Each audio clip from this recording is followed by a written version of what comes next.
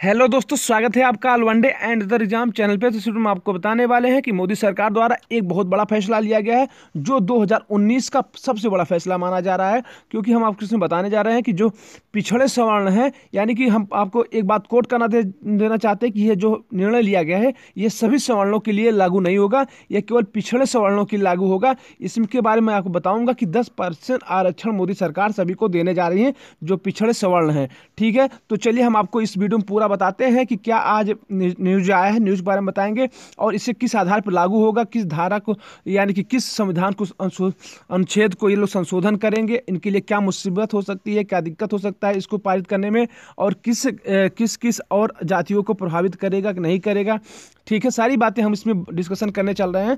अगर आप इस वीडियो को देखना चाहते हैं तो दोस्तों देख लीजिए, ये केवल न्यूज है आप सबके लिए जो आज निकल कर आई है। मैं आप सबके बीच सोचा कि दे दूं, क्योंकि ये भी शिक्षा से रिलेटेड ही है, जॉब से रिलेटेड ही है, तो इसलिए मैंने सोचा कि इस वीडियो को बना देता हूं। अगर आपकी वीडियो अच्छी लगेगी तो लाइक कर दीजिए, शेयर कर दीजिए, सब्सक्राइब कर लीजिएगा। अगर नहीं अच्छी लगेगी तो डिसलाइक कर दीजिएगा और कमेंट्स बॉक्स में अपना ओपिनियन बताइएगा कि मोदी सरकार द्वारा जो फैसला लिया जा रहा है कैसा है, अच्छा है कि खराब है। ठीक है दोस्तों, ये हमारा फैसला नहीं, मोदी जी का फैसला है। मैं आपको न्यूज़ पहुंचा रहा हूं आप सबके बीच में, जो मेरा दायित्व था आपको लोग न्यूज़ पहुंचाना। वैसे भी आप सब जान गए होंगे, न्यूज़ कई जगह सुने होंगे, न्यूज़पेपर में नहीं आया होगा, लेकिन आज इलेक्ट्रॉनिक मीडिया पर सब छाया है ये न्यूज़। ठीक है, तो चलिए हम इसके बारे में डिटेल में बात करते हैं। तो चलिए वीडियो शुरू करते हैं दोस्तों। लाल बटन को दबाएं और सब्सक्राइब करें हमारे इस YouTube चैनल को, और इस बगल वाली घंटी को बजा दीजिए और हमारे चैनल से आप जुड़े रहिए और लगातार नए नए लेटेस्ट वीडियो पाते। जी हाँ दोस्तों, जैसा कि आप सब जानते हैं कि मोदी सरकार द्वारा एक बड़ा फैसला लिया जा रहा है, जिसमें आर्थिक रूप से पिछड़े सवर्णों को 10% आरक्षण दिया जाएगा। यानी कि 10% जो आरक्षण है वो सवर्णों को दिया जाएगा। यह जो 50% आरक्षण है इसमें इंक्लूड नहीं होगा। ये अलग से क्या प्रावधान करते हैं, यह कल जब बहस होगी या लोकसभा में पारित होगा, पेश होगा, उस समय पता चलेगा इसमें क्या क्या दिया जा रहा है। लेकिन कुछ चीज़ें जो बेसिक चीज़ें मैं इसमें बता दे रहा हूँ, इसमें क्या क्या चीज़ें हैं। तो इसमें मैं बता दूं कि इसमें जो आर्थिक रूप से कमजोर सवर्ण होंगे, यानी कि सभी के लिए ये लागू नहीं होगा, जो आर्थिक रूप से कमजोर सवर्ण होंगे उन पे ये लागू किया जाएगा। और यह नौकरी एवं शिक्षण संस्थानों में भी लागू होगा। ठीक है, नौकरी और शिक्षण संस्थान दोनों में ये 10% आरक्षण इसमें देने का प्रावधान केंद्र सरकार द्वारा बनाया जा रहा है। ठीक है, यह जो है लोकसभा में संविधान संशोधन के द्वारा पेश होगा, तभी ये लागू हो पाएगा। जब तक संविधान संशोधन नहीं होगा तब तक इसे लागू नहीं किया जा सकता। और इसके लिए कम से कम दो तिहाई बहुमत होना बहुत जरूरी होता है। ठीक है, जब 2/3 बहुमत होगा तभी संविधान में संशोधन होगा। और संविधान में इसका जो संशोधन करेंगे, इसमें धारा जो संविधान की धारा 15-16 में किया जाएगा। 15-16 की जो आपको दिया जाता है, ठीक है, उसमें लोक सेवा में, उसमें ये लोग संशोधन करेंगे तभी जाके इसमें आरक्षण दिया जा सकता है।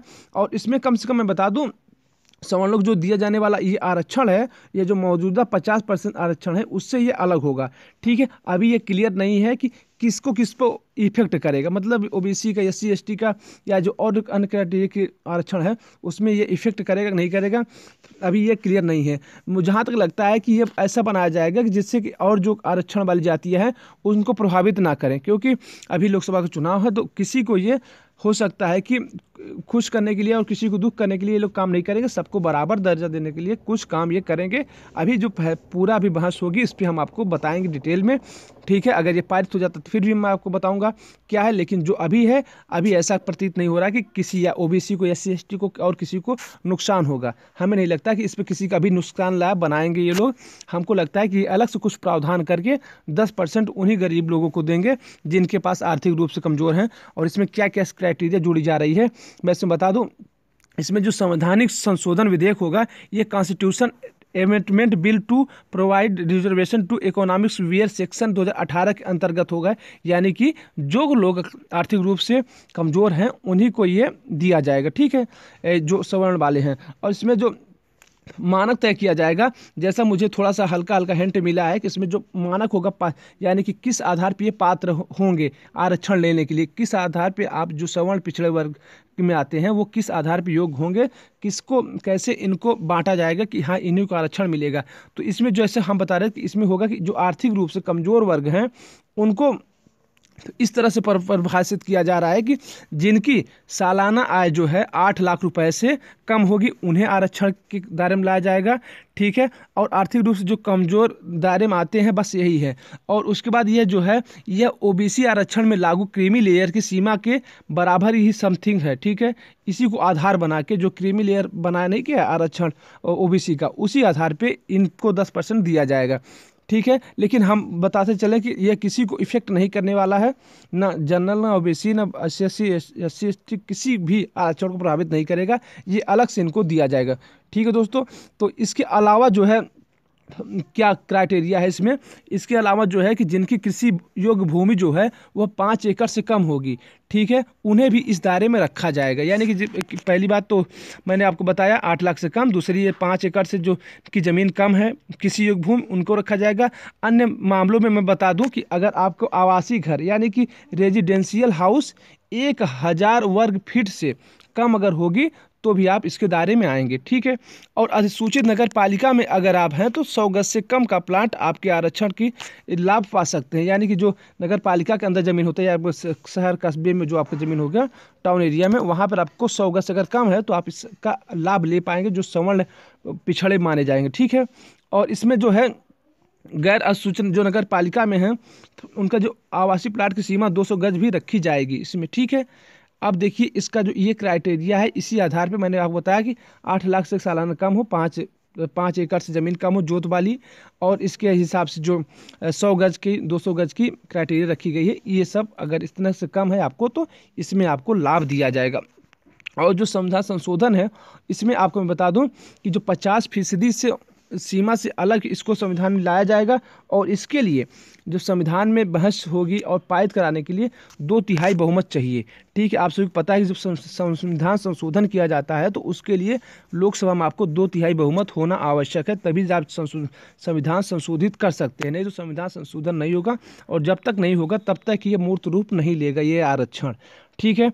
और कम से कम इसमें जो आपके यहाँ 29 राज्य हैं, वहाँ में कम से कम 15 राज्य, कम से कम 15 राज्यों में भी विधानसभा में इसको पास कराना अनिवार्य है।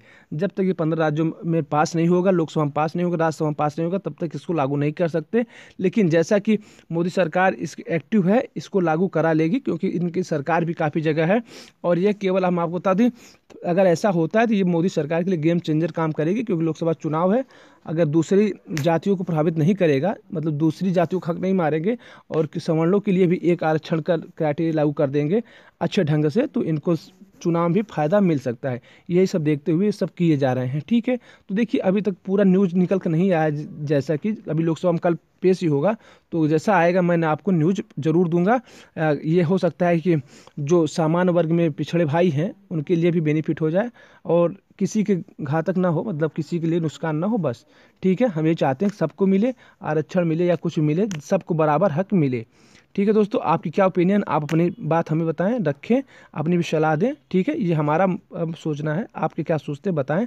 तो बस अभी के लिए बस इतना ही न्यूज़ है दोस्तों, मिलते हैं किसी और वीडियो के साथ। बहुत बहुत धन्यवाद।